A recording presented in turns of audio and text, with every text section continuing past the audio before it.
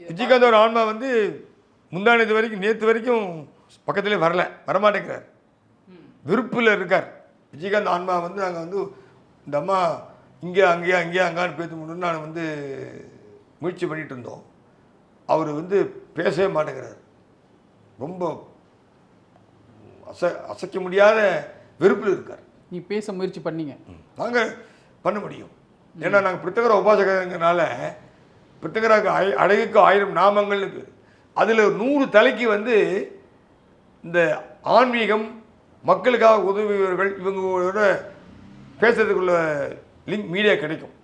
எப்படி பீஷ்மருக்கு வந்து விஸ்வரூபத்தை வந்து பார்க்குறதுக்கு ஒரு பவர் கொடுத்தா, கிருஷ்ண பகவான் ஒரு பவர் கொடுத்தாரோ, அதுபோல் இந்த 100 தலைக்கும் அம்பாவோட 1000 தலையில் 100 தலைக்கும் சில சக்திகள், சில பேர் ஆன்மீகத்துக்கு உதவுவாங்க, மக்களுக்காக உதவுவாங்க. அந்த மாதிரி நல்ல ஹோதால அந்த சக்திகள் கிடைக்கும்.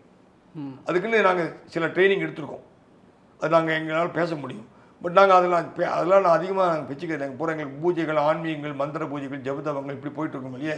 தேவையில்லாமல் கேள்வி கேட்டு அதெல்லாம் வந்து தேவையில்லாமல் பெரியவங்களெல்லாம் நாங்கள் வர வைக்க முடியாது. அதுக்கு பல பயிற்சிகள் இருக்குது.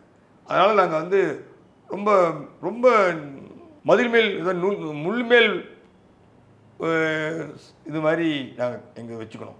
அதுக்கு நிறைய ஒரு ஆத்மா கூட பேசுறதுன்னா நிறைய விஷயங்கள் இருக்குது. இப்போ நிறைய ஆத்மாக்கள் பேசுகிறாங்க. இப்போ எம்ஏஎம் ராமசாமி பேசி நிற்கிறாரு. கோயம்புத்தூரில் இருக்கிற பெரிய தொழிலதிபர்கள் எல்லாம் வந்து பேசுங்கன்னு நீங்கள் நிற்கிறாங்க.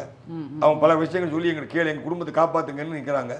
இப்போ எம்ஏஎம் ராமசாமி வந்து கிட்டத்தட்ட 6 மாதமாக என்னை கேட்டுட்டு என்னை வந்து பேசுங்க சொல்ல வரேன்னா நான் கூட பேச மாட்டேன், நான் ஆன்மீகவாதி, என்னை வந்து இது பண்ணி விட்டுருவீங்க அப்படின்னு சொல்லி நான் வந்து உங்களுக்கு நான் என்ன உதவ முடியும்னு சொல்லி நான் அப்படி நிறுத்திக்கலாம். ஆனால் நீங்கள்